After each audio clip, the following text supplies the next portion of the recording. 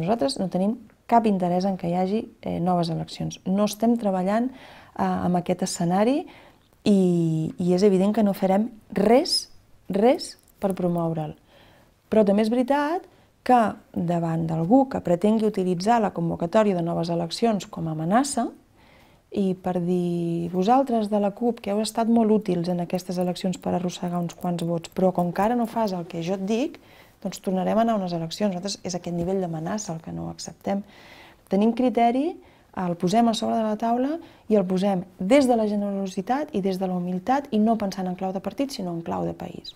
A partir d'aquí, si algú convoca eleccions, no serem nosaltres, i si algú convoca eleccions haurà de donar explicacions de per què les convoca, perquè per nosaltres no hi ha motius per convocar eleccions. Som 72 diputats de 135, tenim la capacitat, espero l'altura de mires, espero la generositat i espero la humilitat suficient com per anar arribant a acords. Alguns ens agradaran més, d'altres ens agradaran menys.